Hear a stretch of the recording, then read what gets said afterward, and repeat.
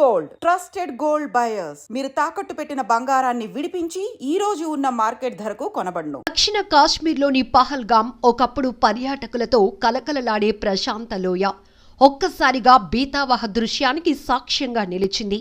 లష్కరే తోయిబా సంస్థకు చెందిన ఉగ్రవాదులు జరిపిన హఠాత్ దాడిలో అమాయక పర్యాటకుల రక్తం నేలపై చిందింది. I'm not in a current state to follow the news and all.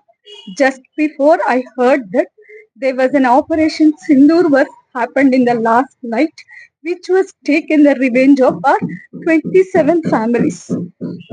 The name itself is telling that Operation Sindoor. Sindoor means we all lost our husbands. That means our lives.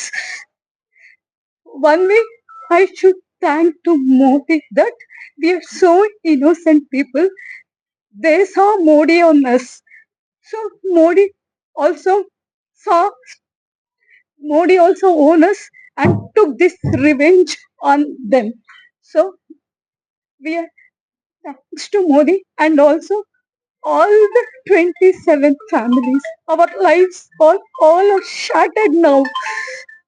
Okay, this may be at least for all of us, it is just relief that, and please treat this as no one in India should not happen to this. Whatever this terrific and this terrorists happened to all our 27 families, this should not happen to anyone in India. Anyone in India now. You don't know, you people are just thinking that we lost our husbands, but we lost our lives. We lost our lives.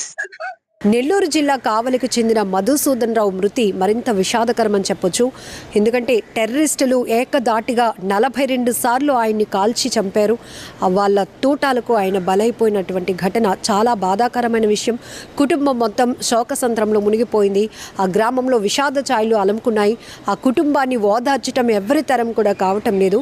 ఈయన మధుసూదన్ రావు గారు గతంలో అమెరికాలో పనిచేశారు. 12 ఏళ్ల క్రితం నుంచి ఆయన బెంగళూరులో స్థిరపడ్డారు. బెంగళూరులో సాఫ్ట్వేర్ ఇంజనీర్గా పనిచేస్తున్నారు. మధుసూదన్ రావు గారికి అమ్మా నాన్న 80 ఇయర్స్ ఏజ్ ఉన్నటువంటి తల్లిదండ్రులతో పాటు భార్య కామాక్షి, అలాగే కొడుకు కూతురు కూడా ఉన్నారు. ఇప్పుడు వాళ్ళని ఓదార్చడం మాత్రం ఎవ్వరి తరం కావటం లేదు.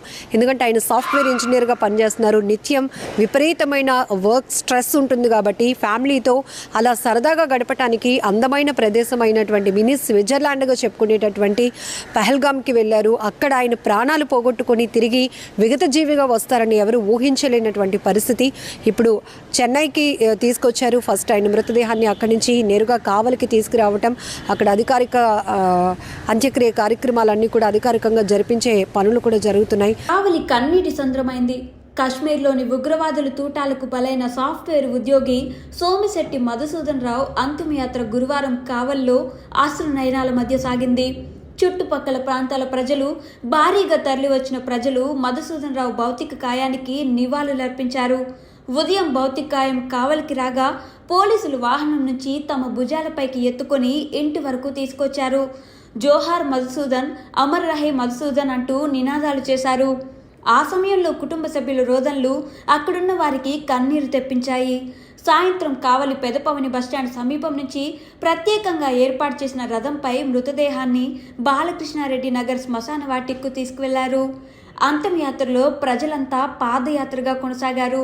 అనారోగ్య సమస్యలతో బాధపడుతున్న మధుసూదన్ రావు తల్లిదండ్రులు తిరుపాల్, పద్మావతులను కుమారుడి మరణం ఓ వైపు కుంగదీయగా మరోవైపు కడచూపు దక్కలేదంటూ తీవ్ర మనస్తాపానికి గురయ్యారు. ఉగ్రమూకల కాల్పుల్లో తూట ఆయన తలలోకి దూసుకుపోయింది. దాంతో అక్కడే శవ పరీక్ష నిర్వహించిన అధికారులు ముఖం నుంచి కాళ్ల వరకు పూర్తిగా కప్పేశారు.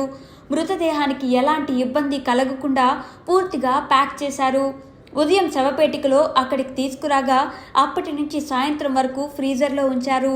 దాంతో ముఖం చూసేందుకు వీలు లేకుండా పోయింది. అందరూ మృతదేహం పైన ఉంచిన చిత్రపటాన్ని చూస్తూ నివాళులర్పించారు. వృత్తిరీత్యా ఎప్పుడు ఒత్తిడితో ఉండే తాము ఎప్పుడు సెలవు దొరికినా ఎంతో సంతోషంగా నవ్వుతూ కావలికి వచ్చేవాళ్ళం అంటూ మధుసూదన్ రావు భార్య కామాక్షి కన్నీరు పెట్టుకున్నారు. కావలి రోడ్డుపై అడుగుపెట్టి నడిచే సందర్భంలో ఆమె తీవ్ర భావోద్వేగానికి లోనయ్యారు. ఆమెతో పాటు కుమారుడు, కుమార్తె కూడా బోరున విలిపిస్తూ ఇవే మాటలు చెప్పారు. ఇన్నాళ్ళు తమను చేయి పట్టుకుని నడిపించిన కుటుంబ యజమాని లేకపోవడంపై కంటతడి పెడుతూ జ్ఞాపకాలు చెప్పుకొచ్చారు.